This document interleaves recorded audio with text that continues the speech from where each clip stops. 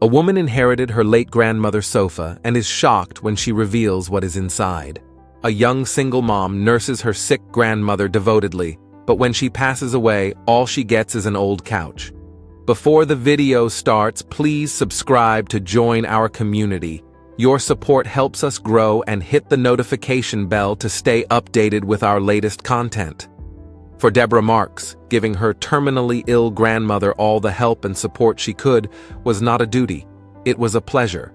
Her grandmother Tessa had been there for her throughout her childhood in a way her cold-hearted, aloof mother never had.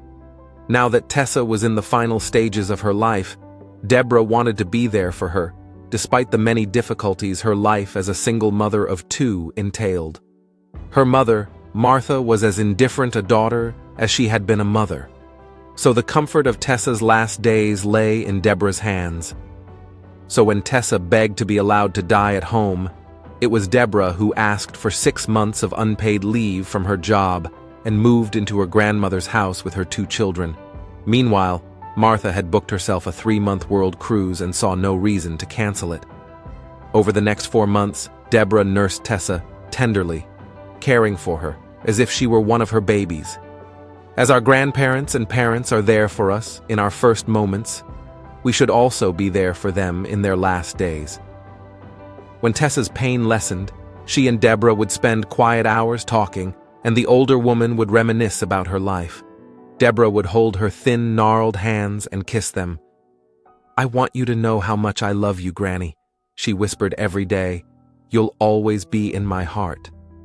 Tessa's eyes would close slowly under the effect of the pain medication, and she'd fall asleep smiling. One evening, the sleep didn't end. Tessa's last sight, her last sweet smile, was for Deborah. She sank into endless sleep with her granddaughter's hand pressed to her cheek. Deborah wept, cradling Tessa's frail body in her arms, but she knew her tears were for herself alone. Tessa was at peace, free of all pain. Martha, even though she had returned from her cruise just days before, wasn't there.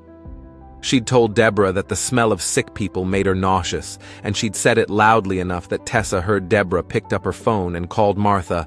"Mom Gran's gone, if you want to come to say goodbye." But Martha was not a sentimental woman. "I'll see her at the service, won't I?" she said crisply. "Now we need to make the funeral arrangements and get the death certificate so we can get the estate into probable—" Deborah was dazed. "The estate?" she asked. "I don't understand." "Don't be silly, Deborah," said Martha. "The money, the house should be worth quite a bit. And all those jewels she inherited from her grandmother. How can you think of that at a time like this?" asked Deborah in tears. "Because I'm a practical woman, Deborah," said Martha. "Not a sentimental ninny like you and my mother." And faster than Deborah could have believed possible, Martha organized the funeral, contacted the lawyer, and set a date for the reading of the will. Tessa's will was very simple. She left the house to Martha, including its contents, with a single exception. The old peach brocade couch that was in her parlor was for Deborah. Martha walked out of the lawyer's office with a smile on her face. "Oh, Deborah," she said, "if you want that mangy couch, you'd better come and get it by the end of the week. I'm putting the house on the market." Deborah phoned a friend who owned a large truck to come help her take the couch home. It was a huge, heavy, and unwieldy piece of furniture, and it was more than a little tatty, but Deborah cherished it. It would remind her of her grandmother every day, so Deborah placed it in her sitting room. She had started to clean it, lifting the big, heavy cushions when she felt something under the fabric.